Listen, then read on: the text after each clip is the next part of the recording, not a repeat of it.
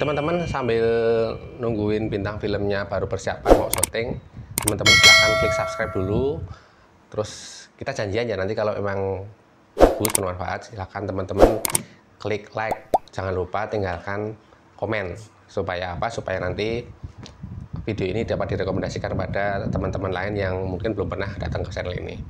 Oke, sambil nunggu bintang filmnya baru persiapan. Kamera action. Assalamualaikum warahmatullahi wabarakatuh. Alhamdulillahi wassalatu wassalamu ala rasulillah wa alihi washabihi wa walah amma ba'du. Teman-teman semua, mudah-mudahan teman-teman semua beserta keluarga dan orang-orang terdekat selalu dikaruniai kesehatan dan mudah-mudahan Allah menjaga kita dari wabah COVID-19 ini. Amin amin ya rabbal alamin. Teman-teman semua, pada kesempatan kali ini ada pertanyaan dari Mas Kameramen ini tentang bisikan-bisikan yang sering muncul ketika kita memutuskan untuk berhijrah dari utang ribawi. Jadi bisikan-bisikan ini muncul ketika posisinya adalah orang ini masih memiliki utang, masih memiliki tanggungan utang, jadi utangnya masih ada. Sementara di situ setiap cicilannya itu tercampur dengan yang namanya riba. Lalu ketika orang itu kemudian memutuskan untuk berhijrah, biasanya muncul bisikan-bisikan goib, bisikan setan lah ya. Karena apa? Karena salah satu tugas dari setan itu adalah membisiki. Jadi membisiki seseorang sampai kiamat teman-teman, akan diberikan bisikan-bisikan sehingga kita ini akhirnya nanti melenceng menuju kepada apa yang dikehendaki oleh setan, yaitu adalah melenceng menuju sesuatu yang dikehendaki oleh setan, yaitu apa? Yaitu mengikuti setan masuk ke nerakanya. Nah teman-teman semua, bisikan-bisikan seperti ini perlu ditepis dengan yang namanya ilmu. Tapi karena bisikan-bisikan ini sangat spesifik, maka saya akan mencoba untuk menemani teman-teman bagaimana cara untuk menepis bisikan-bisikan ini. Jadi saya membawa di sini ada 8 bisikan-bisikan setan, bisikan-bisikan goib yang sering muncul ketika seseorang memutuskan untuk berhijrah dari utang riba. Oke, yang pertama apa? Yang pertama Mas Kameramen? Oh, yang pertama ini kan udah tanda tangan akad. Akad adalah perjanjian dan muslim itu menepati janji, itu yang pertama. Nah, ini adalah bisikan pertama yang sangat esensial, sangat substansial ketika orang ini mau memperjuangkan utangnya agar dapat dilunasi tanpa membayar ribanya. Ini menjadi menjadi awal dari pergolakan batin ketika orang itu memutuskan untuk berhijrah, terutama bagaimana cara memulai untuk menyelesaikan utangnya itu.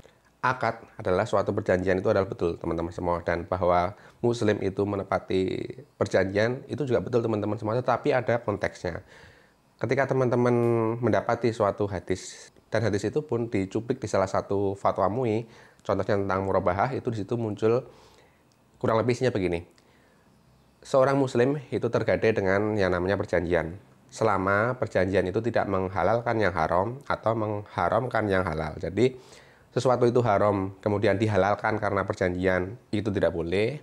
Atau sesuatu itu halal kemudian diharamkan karena suatu perjanjian, maka juga itu tidak boleh. Artinya diperbolehkan untuk mengingkari itu. Itu yang pertama teman-teman, itu bisikan yang pertama yang sangat substansial. Kemudian yang bisikan kedua, apa Mas? Tuh, yang kedua, kenapa tidak dari dulu aja bersikap seperti itu kan? Kenapa baru sekarang? Nah, kalau kemudian bisikan itu muncul, kenapa kok tidak dari dulu seperti ini? Maka jawabannya adalah tentu kita baru tahunya sekarang. Kalau seandainya pun kita tahu dari dulu, maka sudah pasti kita tidak pernah akan mencoba untuk membuka utang-utang baru yang di situ ada ribanya. Pasti tidak mungkin teman-teman kalau sudah tahu dari dulu. Kita sebagai manusia yang pasti tidak akan pernah luput dari kesalahan, wajar kemudian kita ini terjebur yang namanya suatu kesalahan. Tidak ada manusia yang sempurna teman-teman semua. Manusia yang terbebas dari salah itu hanya Rasulullah SAW, dan beliau adalah orang yang dimaksumkan oleh Allah, dan kemaksuman itu ikut wafat bersama dengan wafatnya Rasulullah. Jadi kalau kemudian sekarang kita baru seperti ini, baru memutuskan berhijrah seperti ini, itu wajar karena apa? Ya karena kita memang baru tahunya sekarang. Jadi nggak masalah teman-teman semua. Oke, sekarang ya bisikan berikutnya apa Mas? Yang ketiganya, ya sudah, kalau mau hijrah selesaikan dulu tanggungan atau perjanjian yang telah dibuat dulu. Jadi selesaikan dulu, baru setelah itu berhijrah. Kalau kemudian kita mendapatkan bisikan seperti itu sebetulnya bisikan itu adalah bisikan yang masuk dalam ranah psikologis kita ya teman-teman semua. Nah, bagaimana dengan tanggungan yang masih aktif tadi? Apakah kita kemudian harus menyelesaikan dulu atau kemudian sekarang kita berjuang untuk menyelesaikannya tanpa membayar ribanya? Teman-teman semua harus sangat memahami bahwa kasusnya adalah teman-teman ini punya suatu kewajiban membayar utang. Tetapi di situ tertempel yang namanya riba, dan riba itu adalah haram. Jadi di situ ada sesuatu wajib dan sesuatu yang haram. Wajib dan haram bercampur atau beriringan. Ketika teman-teman memiliki sesuatu yang wajib tetapi ketempelan dengan sesuatu yang haram, maka teman-teman wajib untuk kemudian mengusahakan agar yang haram tadi itu bisa disingkirkan terlebih dahulu. Dan tentunya teman-teman harus menunda kewajibannya. Jadi kewajibannya kita tunda dulu, tapi bukan berarti kita mengingkari kewajiban tadi. Kita akan membayar itu, kita akan menunaikan kewajiban kita setelah yang haram tadi itu dapat kita singkirkan. Jadi tidak ada bisikan-bisikan yang menyudutkan kita bahwa kita harus menyelesaikan dulu, ribanya dibayar dulu, baru setelah itu kita berhijrah. Tidak seperti itu teman-teman semua. Ketika itu sudah dapat terpisahkan, maka langkah kita berikutnya adalah membayar kewajiban kita. Oke, yang berikutnya apa mas? Nomor 4-nya, Allah kan tahu bahwa kita sudah berhijrah. Jadi sekarang niatkan saja angsuran itu untuk sedekah gitu. Kalau konteksnya seperti itu teman-teman semua, bisikannya seperti itu, maka teman-teman harus paham dan harus selalu sadar bahwa Allah itu tahu mana yang namanya sedekah, mana yang itu hanya sekedar untuk kamuflase. Kenapa dia bilang kamuflase? Karena di situ kan sebetulnya kita karena ketakutan untuk mengeksekusi, usaha untuk memilah mana yang riba, mana yang tidak riba, kita khawatir usaha kita itu nanti tidak akan goal, akhirnya apa? Akhirnya kita bayar aja. Daripada kita ketakutan, daripada kita gelisah, mendingan kita bayar aja ribanya dan kita niatkan saja untuk sedekah. Itu salah teman-teman semua. Karena apa? Karena Allah tahu mana itu yang sedekah, mana yang tidak sedekah. Mana itu yang diniatkan betul-betul untuk sedekah, mana itu yang hanya sekedar seolah-olah membayar sedekah, padahal itu hanya untuk mengkamuflase cicilan yang masih ada utang ribanya. Apalagi di sini aneh, kalau teman-teman perhatikan, ketika kita menyicil sesuatu kepada bank, kepada lesor, kepada koperasi atau rentenir teman-teman semua, apa iya itu namanya sedekah teman-teman? Kan sangat aneh itu kalau kemudian kita bersedekahnya ke mereka. Yang berikutnya apa mas? Nomor 5 itu emangnya ini bank atau lesor atau koperasi atau rentenir punya nenek moyang kita. Mau seenak-enaknya aja bikin peraturan, bikin permintaan. Setelah bisikan yang keempat tadi sudah halus tapi kok tetap aja belum dapat membelokkan hati kita, belum dapat membelokkan niatan kita, maka muncullah yang namanya bisikan tetapi agak ketus. Kita perlu memperkuat diri kita dan perlu kita menjawab bahwa jangankan bank, jangankan lesor, jangankan koperasi ataupun rentenir. Semua yang ada di bumi ini, semua yang ada di dunia ini, di alam semesta ini, yang ada di galaksi ini, baik yang kita lihat ataupun tidak kita lihat, itu semua adalah miliknya Allah. Jadi kalau kemudian Allah itu sudah memberikan suatu perintah, dan perintahnya adalah apa? Di Al-Baqarah itu sudah jelas sekali, perintahnya adalah tinggalkan sisa riba. Artinya Allah yang memiliki semua itu saja sudah menyuruh kita untuk meninggalkan sisa riba yang belum dipungut, maka sudah menjadi kewajiban kita untuk memperjuangkan itu.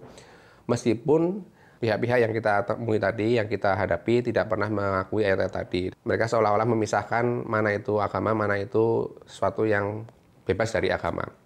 Jadi teman-teman harus kuatkan hati di sini, teman-teman. Oke, yang pertanyaan berikutnya apa?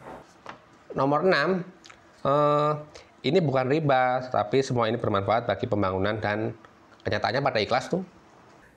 Ini sudah mulai bisikan yang lebih yang menuju ke arah halus lagi. Jadi seolah-olah ini menutupi bahwa ini adalah bukan suatu riba. Jadi dikatakan ini bukan riba, tapi ini adalah sesuatu yang bermanfaat buat pembangunan, bermanfaat buat yang lain, dan di sini orang sama-sama ikhlas.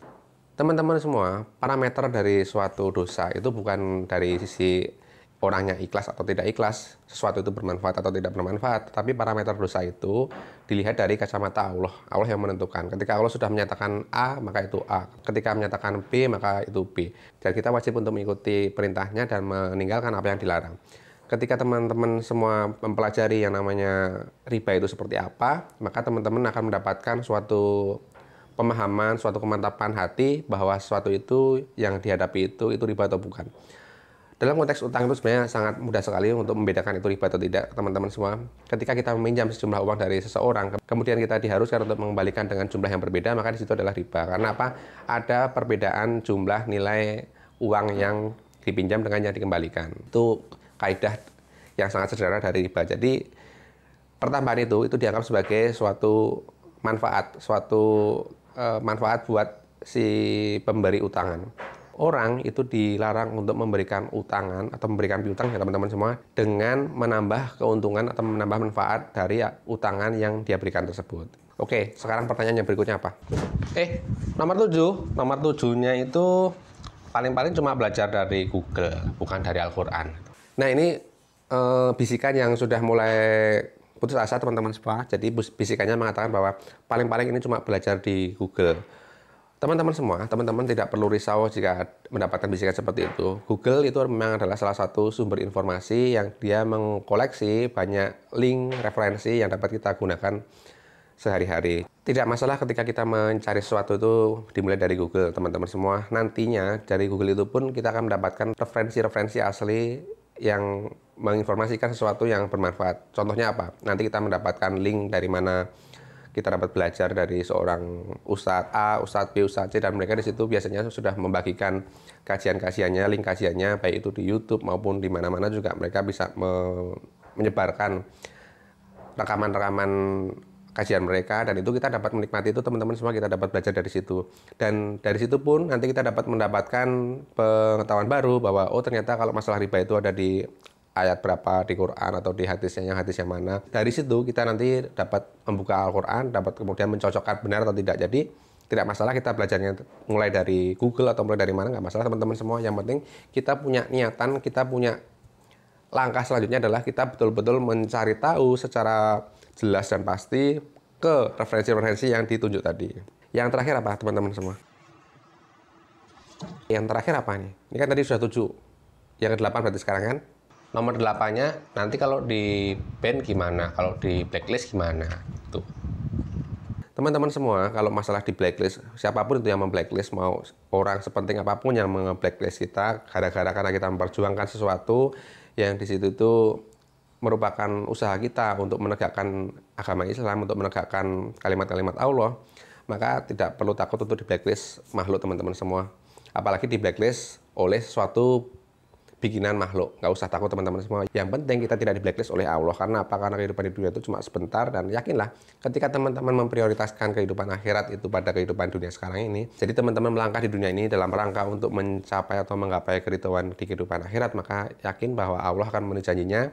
Ketika teman-teman mengutamakan akhirat, maka dunia itu akan mengikuti teman-teman semua. Jadi teman-teman tidak perlu takut di blacklist teman-teman semua. Nanti insya Allah, Allah yang akan memberikan bonus spesial kepada teman-teman semua. Oke, sudah 8 kan Mas? Oke, sesuai dengan ajakan dari Mas kameramen tadi, bahwa ketika ini nanti bagus videonya, silakan teman-teman tinggalkan komentar teman-teman. Dan jangan lupa apa? Jangan lupa klik like, karena itu akan membantu dakwah video ini kepada orang-orang lain yang mungkin akan membutuhkan juga teman-teman. Ketika teman-teman hanya sekedar menonton dan tidak memberikan feedback, maka video ini nanti akan tidak bernyawa ya teman-teman, tidak dianggapnya tidak bermanfaat, sehingga tidak disarankan atau tidak direkomendasikan kepada penonton YouTube yang lain. Terima kasih. Apabila ada salah, maka itu adalah kesalahan dari saya. Apabila ada sesuatu yang benar, itu adalah dari Allah. Wassalamualaikum warahmatullahi wabarakatuh. Teman-teman jangan lupa klik subscribe, kemudian tinggalkan komen, dan jangan lupa kalau emang bagus, klik like. Udah ya?